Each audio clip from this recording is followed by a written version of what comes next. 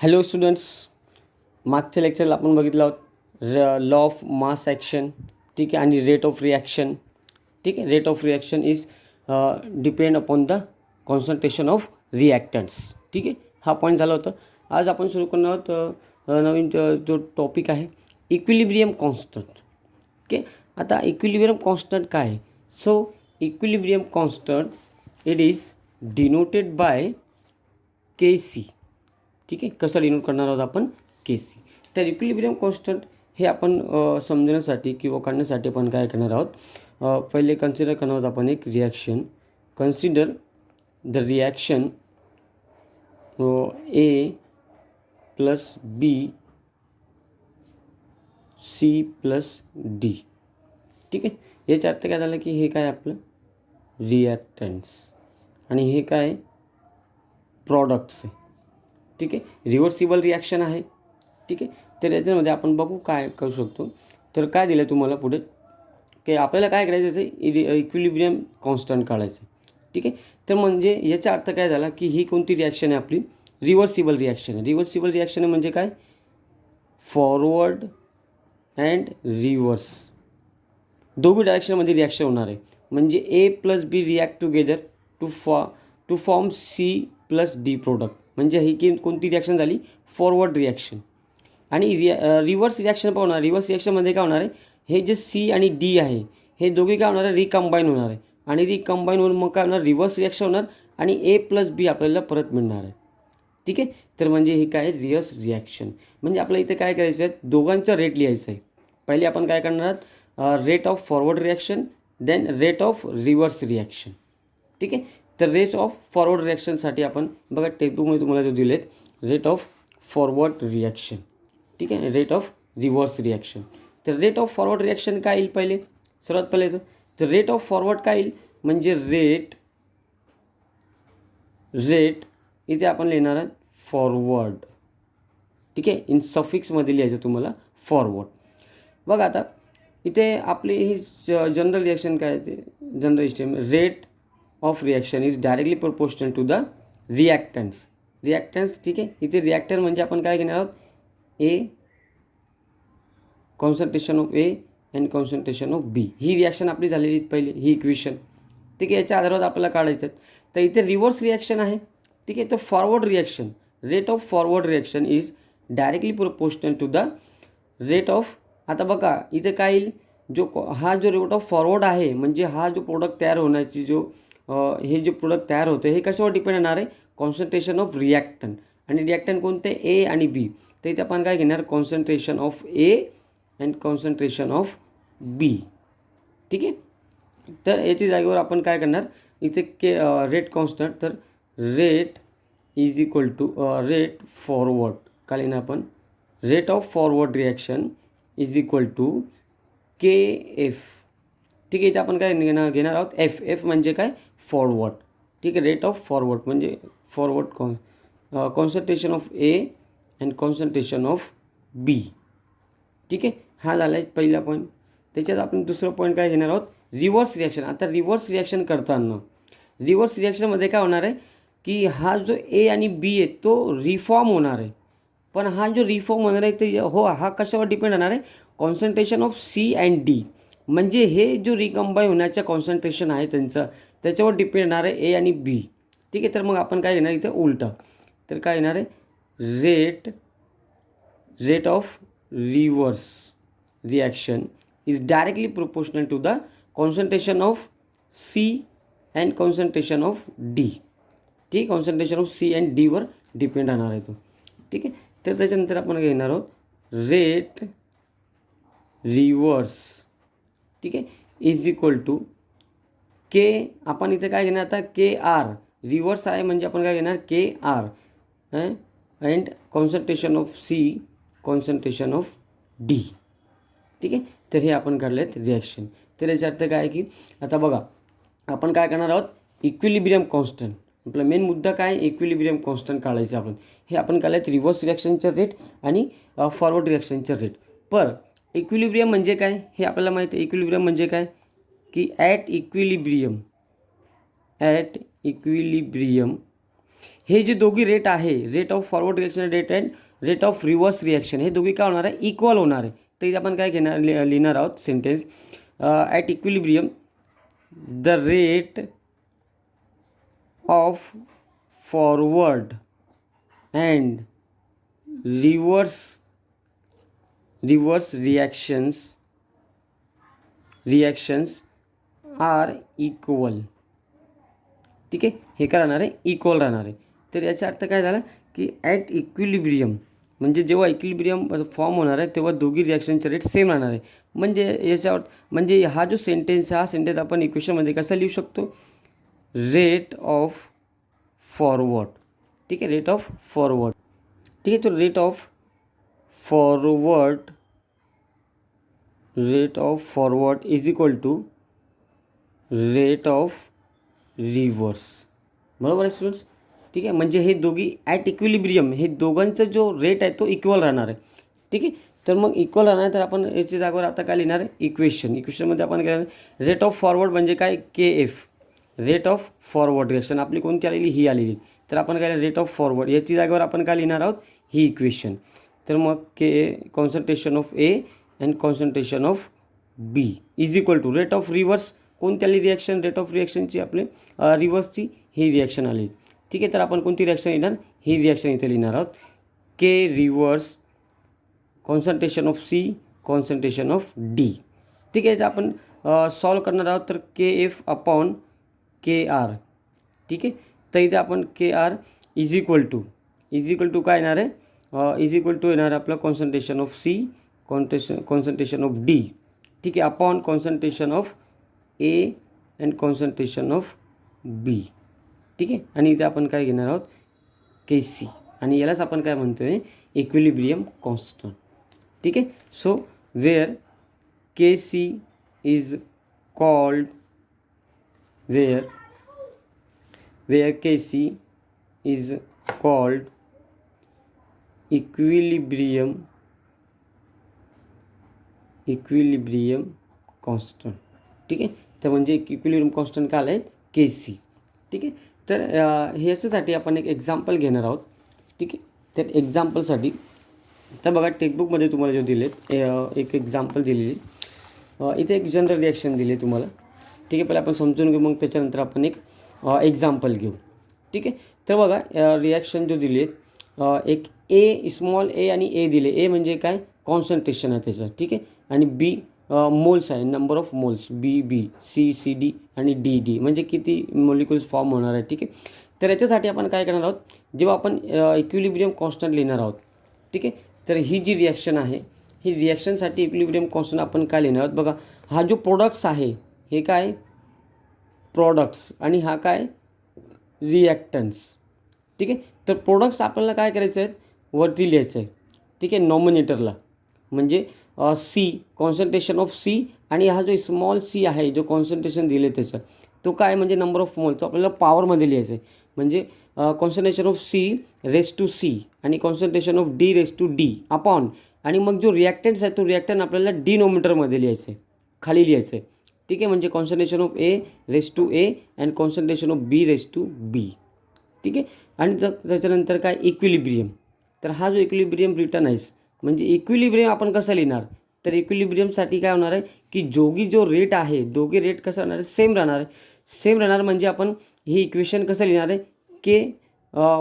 K1C. याचा अर्थ काय, K1C म्हणजे हा काय रेसिप्रोकल आहे. तर A raise to A, B raise to B, concentration of C raise to C, concentration of D raise to D is equal to 1/KC. म्हणजे तो काय येणार, त्याचं रेसिप्रोकल येणार आहे. ठीक आहे, त्याला आपण काय म्हणतो, reciprocal of the equilibrium constant KC. ठीक आहे, तर याच्यासाठी आपण जो एक्झाम्पल आहे एक एक्झाम्पल बघणार आहोत. ठीक आहे, तर याच्यात जो आहे एक्झाम्पल आपण एक्झाम्पल बघणार आहोत. एक्झाम्पलमध्ये आहे इन हेबर प्रोसेस. हेबर काय एक सायंटिस्ट आहे. ठीक आहे, त्यांनी काय डिस्कवर केले आहेत, प्रिपरेशन ऑफ अमोनिया. ठीक आहे, in Haber process means preparation of ammonia म्हणजे NH3. ठीक आहे, तर म्हणजे NH3 जो आहे अमोनिया जेव्हा आपण तयार करतो आहे बाय प्रोसेस ऑफ हेबर, ठीक आहे, Haber process for synthesis of ammonia, ठीक आहे. तर याच्यासाठी आपण काय करणार आहोत, आपल्याला 2 गॅस लागणार आहोत, ठीक आहे. कोणती गॅस, एक आहे नायट्रोजन गॅस, दुसरं आहे H2 गॅस, ठीक आहे. आणि ही जो एक आहे रिव्हर्सिबल रिॲक्शन आहे, ठीक आहे. ही कोणती रिॲक्शन आहे, रिव्हर्सिबल रिॲक्शन आहे. तर आपल्याला काय देणार आहेत, ही आपल्याला इथं काय देणार आहोत 3H2, म्हणजे आपल्याला काय देणार NH3, आणि हा कसा आहे तो लिक्विड फॉर्ममध्ये आहे, ठीक आहे, लिक्विड फॉर्ममध्ये, ठीक आहे. इथं सॉरी इथे काय आहे, हा जो आहे तो पण काय गॅशियस फॉर्ममध्ये आहे अमोनिया, ठीक आहे. तर इथं आपण काय घेणार आहोत गॅशियस फॉर्म, आणि इथे काय ना आपण 2, ठीक आहे. तर बघा स्टुडंट्स, ही जे आपल्याला दिलेली ही जी रिॲक्शन दिली, ठीक आहे, गॅस, आणि हा जो इथे बघा दिला आहे कोएफिशियंट ऑफ NH3, हे सर्व काय राहणार आहे कोएफिशियंट राहणार आहे. तर इथे बघा आपण किती घेतलेत, एक N2 आहे, म्हणजे इथे आपण कोणताही एक लिहायचं नाही, ठीक आहे. एक N2 आहे, म्हणजे इथे आपण काय घेणार सर्वात पहिले तर जो प्रोडक्ट तयार झाला आहे अमोनिया, तो अमोनिया काय आपण नॉमिनेटरला, म्हणजे concentration of NH3 raise to 2, म्हणजे हा काय तो जो 2 आहे तो हा काय 2, म्हणजे 2 मॉलिक्यूल तयार होणार आहे. म्हणजे आपण इथे काय लिहिणार कोएफिशियंट ऑफ NH3, याला आपण काय म्हणतो आहे कोएफिशियंट, ठीक आहे. कोएफिशियंट ऑफ NH3 किती आहे 2 आहे, तर इथे 2 लिहायचं आहे. डिनोमिनेटरला अपॉन रिॲक्टंट लिहायचं, इथे कोणतंही एक नाही, 2 नाही, इथे एक आहे, 2 3 नाही आहे, तर एकची जागा इथे म्हणजे इथे काय लिहायचं गरज नाही, कॉन्सन्ट्रेशन ऑफ N2, आणि इथे काय आहे concentration of H2 raise to 3, ठीक आहे. तर याच्यासाठी आपण इथं बघा ही रिॲक्शन आपल्या समोर आहे, ठीक आहे. ही रिॲक्शन आपल्याला कसं लिहिणार आपण, तर बघा आपण काय करतो आहे, जो रेट कॉन्स्टंट आहे तो लिहितो आहे, ठीक आहे. सॉरी इक्विलिब्रियम कॉन्स्टंट, म्हणजे इक्विलिब्रियम कॉन्स्टंट लिहिताना आपण इथे काय यूज करणार KC इज इक्वल टू, इथे काय कॉन्सन्ट्रेशन ऑफ NH3, आणि मग काय लिहिणार 2, it is a coefficient of NH3, ठीक आहे. त्यानंतर कॉन्सन्ट्रेशन ऑफ N2 आणि concentration of H2 hydrogen gas, आणि इथे काय येणार आहे कोएफिशियंट. हे बघा हे पॉईंट लक्षात ठेवायचं आहे, जेव्हा आपण इक्विलिब्रियम कॉन्स्टंट लिहिणार आहोत तेव्हा राईट साईडला जो प्रोडक्ट जो दिलेले आहेत, हा जो राईट साईडला आहे तिथे काय करायचं आहे नॉमिनेटरला लिहायचं आहे, वरती लिहायचं आहे, आणि जो रिॲक्टन्स आहे त्याला खाली लिहायचं आहे, ठीक आहे, डिनोमिनेटरला लिहायचं आहे, ठीक आहे. तर हा एक आपण एक रिॲक्शन लिहिणार. त्यानंतर and for equilibrium reaction return आहे, ही फॉरवर्ड रिॲक्शनचं आपण लिहून घेतले, ठीक आहे, फॉरवर्ड रिॲक्शन, ठीक आहे. पण आपल्याला काय लिहायचं आहे at equilibrium, at equilibrium, equilibrium काय नाही त्याच्या रेसिप्रोकल येणार आहे, ठीक आहे. तर रेसिप्रोकल म्हणजे काय त्याच्या उलटं लिहायचं आपल्याला K1C इज इक्वल टू, म्हणजे रेसिप्रोकल म्हणजे आपल्याला रिव्हर्स रिॲक्शन, ठीक आहे, रिव्हर्स रिॲक्शन लिहायचं आहे.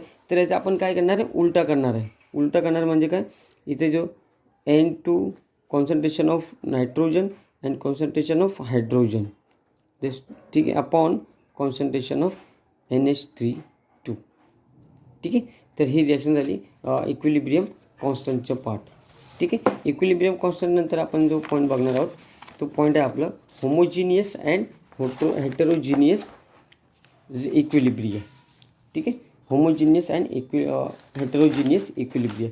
तर याच्यासाठी आपल्याला जो 2 वर्ड आले आहेत होमोजिनियस अँड हेटेरोजिनियस. होमोजिनियस तर आपण इथे काय बनवतो तर सर्वात पहिले तर होमोजिनियस रिॲक्शन म्हणजे काय, ठीक आहे. तर पहिलं आहे होमोजिनियस रिॲक्शन्स. होमोजिनियस हो म्हणजे काय सेम, ठीक आहे. तर होमोजिनियस रिॲक्शन म्हणजे काय की अशी रिॲक्शन्स किंवा इक्विलिब्रियम, ठीक आहे, आपण काय म्हणणार आहोत इक्विलिब्रियम, ठीक आहे. तर होमोजिनियस इक्विलिब्रियम आणि हेट्रोजिनियस इक्विलिब्रियमच्या अगोदर आपल्याला काय समजायचं आहे की what is mean by homogeneous reaction, ठीक आहे. तर होमोजिनियस रिॲक्शन म्हणजे काय, तर इथे तुम्हाला बघा होमोजिनियस रिॲक्शन म्हणजे काय, equilibrium state that the reactants are in the same phase, ठीक आहे, ऑल रिॲक्टंट्स, ठीक आहे, all reactants and products are in same, म्हणजे all reactants are in same phase, ठीक आहे. सेम फेज म्हणजे काय सारखी फेज येणार आहे, म्हणजे सर्व गॅशियस स्टेटमध्ये तर सर्व गॅशियस स्टेटमध्ये आहे. तर फॉर एक्झाम्पल आपण घेऊ ट्वाईस HI गॅशियस फॉर्ममध्ये आहे, ठीक आहे. तर आपलं काय देणार आहे H2 gas plus I2 gas, म्हणजे बघा जो HI आहे हा गॅशियस फॉर्ममध्ये आहे, H2 पण गॅशियस फॉर्ममध्ये आहे, I2 पण गॅशियस फॉर्ममध्ये. म्हणजे सर्व जो कंपाऊंड आहे, सर्व जो रिॲक्टंट्स आहे किंवा प्रोडक्ट्स आहे, हे सर्व सेम फेजमध्ये आहे, सर्व गॅशियस फेजमध्ये आहे. म्हणजे आपण त्याला काय म्हणतो, होमोजिनियस रिॲक्शन. दुसरं आहे हेटेरोजिनियस रिॲक्शन्स. हेटेरोजिनियस रिॲक्शनमध्ये काय होणार आहे की जो रिॲक्टन्स आणि प्रोडक्ट्स आहे, म्हणजे all reactants and products are in different phase.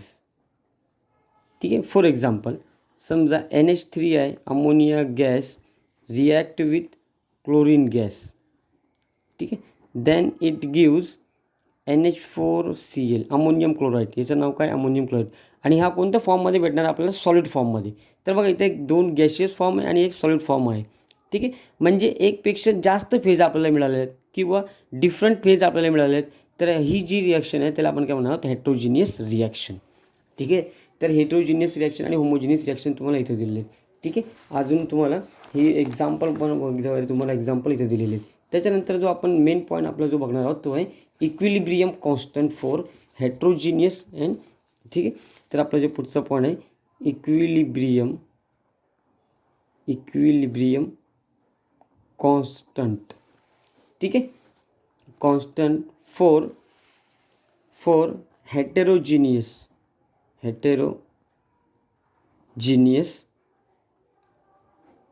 Equilibria. ठीक आहे. बघा हेटेरोजिनियस इक्विलिब्रिया म्हणजे काय, हेटेरोजिनियस रिॲक्शन. ठीक आहे. वरती आपण जो बघितलं आहे म्हणजे ही जी रिॲक्शन आहे हेटेरोजिनियस म्हणजे 2 डिफरंट फेज आहे म्हणून. ठीक आहे. तर याचं सर्वात पहिले तर आपण डेफिनेशन समजून घेऊ आपण. इक्विलिब्रियम कॉन्स्टंट फॉर हेटेरोजिनियस साठी काय आपण. ठीक आहे. तर याची जो तुम्हाला डेफिनेशन काय येईल, डेफिनेशन आहे द इक्विलिब्रियम इन विच. मी इथे डेफिनेशन लिहून देतो आहे म्हणून आपल्याला इझिली समजून देईल. The equilibrium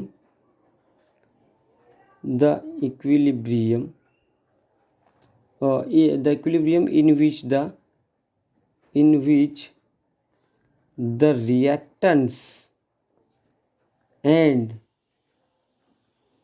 products exist in different phase. ठीक आहे. आला तुम्हाला लक्षात. सोपं आहे. द इक्विलिब्रियम म्हणजे असा इक्विलिब्रियम की ज्याच्यामध्ये जो रिॲक्शनमध्ये जो रिॲक्टन्स आहे, रिॲक्शन्स अँड प्रोडक्ट्स एक्झिस्ट, तो कशामध्ये राहणार आहे, डिफरंट फेजमध्ये राहणार आहे. ठीक आहे. त्यांचे फेज डिफरन्स राहणार आहे. त्याच्यासाठी एक्झाम्पल आहे, 2 एक्झाम्पल आहे. तर पहिले एक्झाम्पल आहे H2O. सोपी एक्झाम्पल आहे. ही लिक्विडमध्ये आहे, वॉटर. ठीक आहे. त्याला कंडेन्स केलं तर काय तयार होणार आहे, H2O म्हणजे गॅशियस फॉर्ममध्ये. सॉरी, आपण त्याला हीट केलं तर वेपर मिळणार आहे. तर आपल्याला कोणता फॉर्म मिळणार आहे, गॅशियस. म्हणजे हे दोघी जो फेज आहे डिफरंट फेज आहे. एक लिक्विड फेजमध्ये आहे, दुसरा गॅशियस फेजमध्ये आहे. ठीक आहे. म्हणून आपण काय म्हणतात त्याला इक्विलिब्रियम कॉन्स्टंट फॉर हेटेरोजिनियस कॅटलिस्ट. म्हणजे ही पण काय एक्झाम्पल ऑफ हेटेरोजिनियस इक्विलिब्रिया. हा काय हेटेरोजिनियस इक्विलिब्रिया म्हणतात आपण त्याला, काय हेटेरोजिनियस इक्विलिब्रिया. ठीक आहे. अजून दुसरी एक्झाम्पल आहे. तर दुसरी एक्झाम्पल आहे C2H5OH. ठीक आहे. हा कोणत्या फॉर्ममध्ये आहे, लिक्विड. ठीक आहे. Then it gives vapours of C2H5OH आणि हा आहे गॅशियस फॉर्ममध्ये. ठीक आहे. हा एक आपल्याकडे एक इक्विलिब्रियम आहे. ठीक आहे. हे पण काय एक्झाम्पल आहे. नाव काय कंपाऊंडचं, इथेनॉल. ठीक आहे. इथेनॉल लिक्विड फॉर्ममध्ये आणि गॅशियस फॉर्ममध्ये. ठीक आहे. आता फ्लास्कमध्ये. So for a given temperature. तर याच्यासाठी आपण काय करणार आहोत, इक्विलिब्रियम कॉन्स्टंट करणार आहोत. ठीक आहे. सो ॲट गिवन टेम्परेचर म्हणजे जो ॲट टेम्परेचर आहे, गिवन टेम्परेचर. तर ही जी रिॲक्शन आहे, ही रिॲक्शन्स आपण काय लिहिणार आहोत, इक्विलिब्रियम कॉन्स्टंट आपल्याला काढायचे आहेत. काय काढायचे आहेत, इक्विलिब्रियम कॉन्स्टंट. आपली जो हेडिंग आहे, हेडिंग काय दिली आपण, आपलं पॉईंट काय, equilibrium constant for heterogeneous equilibria. तर हेटेरोजिनियस इक्विलिब्रिया आपल्या समोर कोणतं आहे, ही रिॲक्शन जो आहे ही कोणती आहे, हेटेरोजिनियस इक्विलिब्रियाची रिॲक्शन आहे. ठीक आहे. हेटेरोजिनियस इक्विलिब्रिया. ठीक आहे. तर KC आपल्याला लिहायचं आहे. काय लिहायचं आहे, इक्विलिब्रियम कॉन्स्टंट म्हणजे KC कॉन्स्टंट, तर लिहिताना आपण काय लिहिणार पहिले, जो राईट साईडला दिलं concentration of C2H5OH upon concentration of C2H5OH. ठीक आहे. म्हणजे आता बघा इथे मी काय लिहून दिलं दोघी, कॉन्सन्ट्रेशन ऑफ इथेनॉल, पण तुम्हाला इथे काय लिहायचं समोर मी मुद्दाहून नाही लिहून दिले, कारण काय तुम्हाला समजण्यासाठी, कारण की इथे आपण काय चुकवू शकतो, डायरेक्ट फक्त C2H5 लिहू शकतो, पण C2H5 लिहायचं नाही, इथे काय लिहायचं आपल्याला G, तर मग इथे काय लिहिणार आपण G लिहिणार, म्हणजे गॅशियस फॉर्ममध्ये आणि concentration of ethanol in liquid फॉर्ममध्ये. ठीक आहे. तर टेक्स्टबुकमध्ये तुम्हाला बघा, टेक्स्टबुकमध्ये पण इथे दिलेले आहेत ही equation, C2H5OH gaseous upon concentration of C2H5OH liquid फॉर्ममध्ये. ठीक आहे. बट त्याच्यानंतर पण ॲक्च्युली काय होतं की बट जो कॉन्सन्ट्रेशन आहे इथेनॉलच्या लिक्विडमध्ये म्हणजे C2H5OH liquid is equal to 1 आहे, याची किंमत किती आहे 1 आहे, म्हणून आपण काय लिहिणार, पण देअरफॉर सर समजा आपण याला इक्वेशन नंबर 1 दिलं, देअरफॉर इक्वेशन 1 बिकम्स काय येणार आहे equation 1, therefore KC is equal to C2H5OH, हे बघा याचे फक्त गॅसियस येणार, काय येणार आहे गॅसियस. ठीक आहे. तर KC जो आहे कॉन्सन्ट्रेशन इक्विलिब्रियम कॉन्स्टंट कशावर डिपेंड येणार आहे, concentration of ethanol in gaseous फॉर्ममध्ये. ठीक आहे. तर हा पॉईंट झाला आपलं स्टुडंट्स. त्याच्यानंतर जो नेक्स्ट पॉईंट आहे आपलं, ठीक आहे, तो नेक्स्ट पॉईंट आपण नेक्स्ट टॉपिक जो एक बघा आज आपण जो बघितला आहोत. ठीक आहे स्टुडंट्स. तर इक्विलिब्रियम जो केमिकल इक्विलिब्रियम चॅप्टर आहे, याच्यात आपण हे बघितलं इक्विलिब्रियम कॉन्स्टंट फॉर हेटेरोजिनियस इक्विलिब्रियम आणि होमोजिनियस रिॲक्शन काय, हेटेरोजिनियस रिॲक्शन काय. ठीक आहे. तर हे सर्व तुम्ही नीट समजून घ्या. ठीक आहे. ओके.